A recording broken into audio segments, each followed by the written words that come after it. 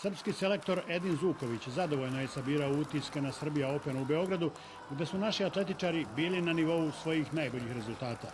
Ivana Španović u prvom redu, drugim rezultatom u svetu ove zime 6,92 m, u Glazgovu je nagovestila odbranu titule osvojenu pre 2 godine u Beogradu. Raduju i rezultati Strahinje Jovančevića, Asmira Kolašinca, Milice Gardašević, Amele Terzić, Elzana Bibića. Istovremeno, sjaj četvrtog mitinga sa 150 učesnika iz 14 zemalja svedočio je o refleksiji nivoa atletskog događaja kojim se Srbija ponosi. Selektore, mi na tribinama smo uživali, pretpostavljam atletičari dole, a vi?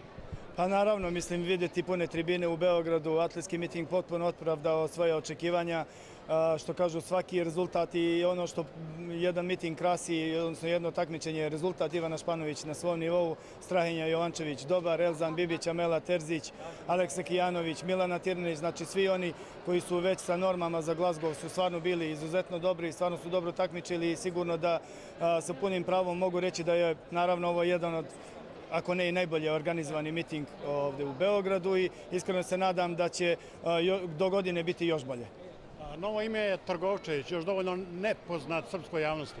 Pa da, to je momak koji je prešao u beogradski BAK, uzeo je naše sportsko državljanstvo i momak koji će nastupiti za nas, mogu sada da kažem, na prvenstvu Evrope u Glazgovu. Išao je ispod 8 sekundi, imao je neku nezgodnu povredu. Nama u svakom slučaju treba puno sprintera preko naša, treba puno kvalitetnijih takmičara i sigurno da je on jedan od takvih i da je to, nadam se da će dostojno reprezentovati našu zemlju na takmičenju. I šta da vam poželim nego makar malo sportske sreće i da ih povrede zaobiđu. Treba će nam naravno puno sreće i podrške od vas. Hvala puno. Dakle, na prvenstvu u Glazgovu čast srpske atletike branit će 9 takmičara.